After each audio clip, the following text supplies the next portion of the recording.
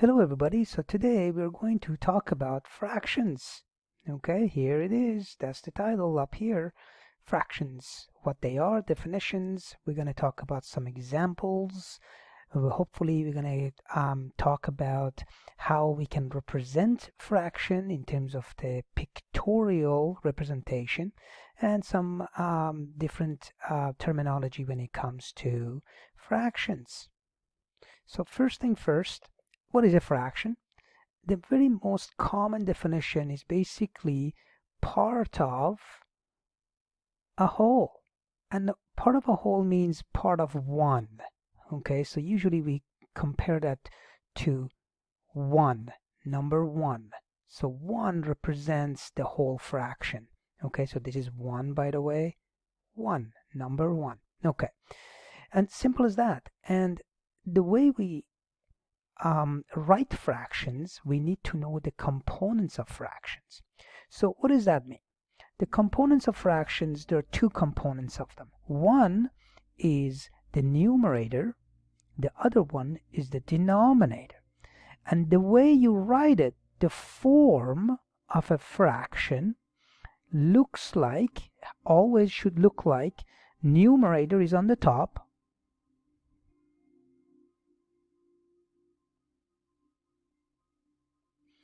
and there is a division line or a line, we call it the fraction line or the division line, and then in the denominator or in the bottom piece of that fraction we call it the denominator. Okay, and that's how it should look like. Let me give you some examples. All right, for numbers. Okay, so this is for numbers right here. So the very famous one, 1 over 2. Or we know this as half, or we can say a third. We can also have some weird ones, 5/7. We can have 23 over 15. Okay, that's also a fraction. Now I didn't say anything about the restrictions, as in the limit of what numerator and denominator can or cannot be. They can be bigger than each other, smaller than each other, it doesn't really matter. All right, but as long as it's written like that. Now the most common one that people make a mistake, how about this number right here? 3. Is that a fraction? Well, yes it is. Now if it doesn't have, a number doesn't have a denominator, by default the denominator is 1. So it's 3 over 1. That's a fraction. We just don't call it fraction because we are used to calling that an integer. But any of the integer values, those are whole numbers, okay, they are actually considered to be fractions, which are part of another set of numbers called rational numbers. Okay, so these are the typical examples. You can come up with billions of these. All right. Oh, I should add another one. How about this one? Let's look at this fraction, 2 and 1/3. Okay, together that is actually a fraction. There's a name for that. That's actually called a mixed fraction, which we're going to talk about it down here. See, that's down here. All right. So these are different types of fractions, but they're all fractions. Great. Now, can we talk about fractions when it comes to pictures? Can we demonstrate what fractions are using pictures of different kind? All right, let's do this. Okay, so suppose I have this rectangle here. All right, and suppose that this rectangle represents the whole. That means 1. So you can see there is no, the rectangle has not been divided by anything. Okay, there are no lines. It's just one whole thing. Think of it as one long piece of Kit Kat. Okay, one of those bars. Excellent. All right.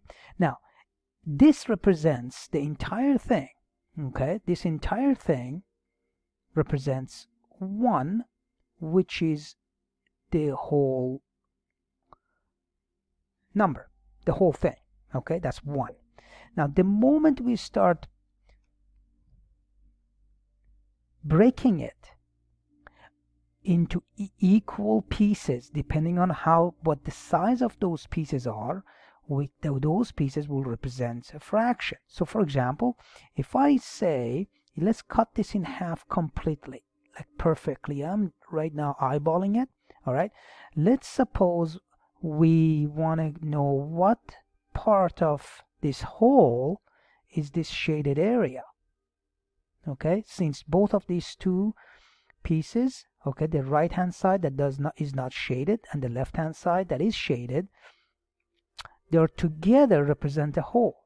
Okay, so there are two pieces, but they both represent the whole. First, we need to understand that the whole, in terms of one, if we are breaking it up into two equal pieces, also be represented as two pieces that we see out of the two pieces. They're the same. 2 over 2 and 1 is exactly the same fraction. Okay, now to represent the shaded area, how many parts of this 2 is shaded? Well, there's only 1. Excellent. Out of how many parts? The total parts, 1, 2. So we have 2 parts, which is right here, by the way. That represents the original 2, but we are representing only 1 by shaded area.